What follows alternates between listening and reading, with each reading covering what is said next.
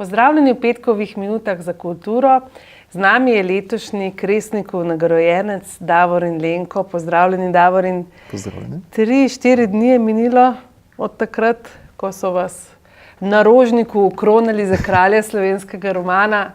Kakšni so danes občutki, vtisi? Še vedno verjetno precej razdrobljeni, nepovezani, ampak skupni imenovalec pozitivni. Dobil sem ogromno odzivov, ogromno čestic, ogromno, kako bi rekel, ljudi iz moje preteklosti se je oglasilo, s katerimi smo mogoče že malo porazgubili stike in so se spet oglasili. Izjemno lep občutek, hvaležen, miren. Ker v trenutku, ko vas je žirija razglasila, malo je bilo težav z vremenom, dežjem, vetrom in iskanjem pravih ljudi, ki vam postavijo venec na glavo, ampak takrat ste izgledali zelo presenečeni. Na koga ste tisti večer stavili, da bo zmagal? Ste se imeli za favorita? Ne, mislim, ja, 20%. Tako kot ostali, ne? Ja, tako. Ne, nisem se imel za favorita. Pravzaprav, kar se je mene tikalo, bi lahko bil ovenčan katerikoli izmed nas. Mi je pa zanimivo, da sem bil tiste trenutke, ko se je suspenz stopnjeval in tiste odločilne trenutke, sem bil popolnoma, absolutno miren. V bistvu od celotnega tistega dogajanja okoli tega vrha suspenza mi je ta moja mirnost najbolj ostala v spominu. Vse ostalo je bilo bolj na nekakšnem avtopilotu. Sem prešel na avtopilota. Torej, Kresnika ste dobili za prvenec, roman Telesa v temi. Niste prvi, ki je dobil Kresnika za prvenec, daleč od tega. Me pa vseeno zanima, ponudili ste rokopis založbi Center za slovensko književnost ali še kakšni drugi? Je bila prej še ena druga založba, ampak od nje nisem dobil nobenega odziva, ne pritrdilnega, ne odklonilnega. No pa je potem moja druga opcija je bil pa Škuc in iz Škuca so v bistvu zadevo preusmerili Branetu Mozetiču in Centru za slovensko književnost. Kakšni so bili pa odzivi prvega strokovnega bralca?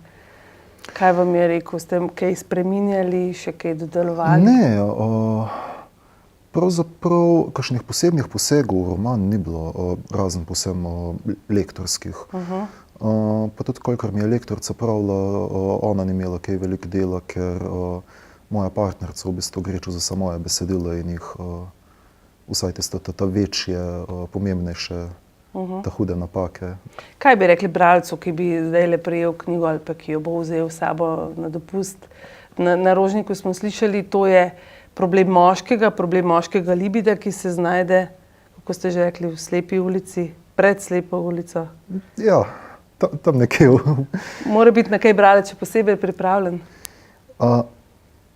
Ja, recimo priporočil bi, da se potencialni bralec naj ne ustraši razdrobljene strukture romana. Ker sama fabula je pravzaprav izjemno preprosta. In videl sem, da se določeni bralci se ustrašijo razdrobljenosti. Ampak preprostost fabule omogoča razdrobljenost in mogoče je bilo to moje priporočilo. Ravnokar prihajate iz Idrije, tam živite in delate v muzeju idrijskem. Nam razložite kaj, malo bolj? Ja, pravzaprav v muzeju sem začel delati lansko leto prek javnih del. Potem je bilo pa nekakšno obojestranski interes, da naše sodelovanje nadaljujemo. Večinoma delamo v arhivu, oziroma vodim razne evidence, ker to navsezadnje le govorimo o tisočih in tisočih predmetih. Razne evidence, inventarizacija, reinventarizacija predmetov. Ugotovil sem, da me takšno delo izjemno pomirja. In pušča še dovolj časa za pisateljevanje? Ja. Načeloma ja, so krajše obdobje, ko ne, ampak načeloma. Kresnik je najbrž bil dober, kako bi rekli, dober pospešek za novo pisanje, da kaj pripravljate? Ali je kaj že tik pred oddajo? Ne, tik pred oddajo definitivno ni pripravljam. Recimo, ves čas pišem kratko prozo. Nekatera pol uspe zagledati neko končno obliko, nekatere se izkaže kot mrtve točke. Pripravljam pa tudi en daljšo besedilo, verjetno roman, če je to daljše, ki pa v bistvu govori bolj o surovosti. V samem romanu je manj recimo seksualnosti kot v Telesih v temi, ampak več same grobe telesnosti. Ta telesnost me vedno bolj fascinira in ni več toliko tega govora o seksu oziroma dopuščati seksualnosti, da govori prek medija, ampak gre bolj za primarno telesnost, ne nujno sploh povezano s seksualnostjo. Kdaj bomo to besedilo že lahko brali? Bo, ko bo. Ne upam si nič reči. Se bomo pustili presenetiti, ne? Hvala vam za obisk v našem studiu. Enako, hvala za povabilo.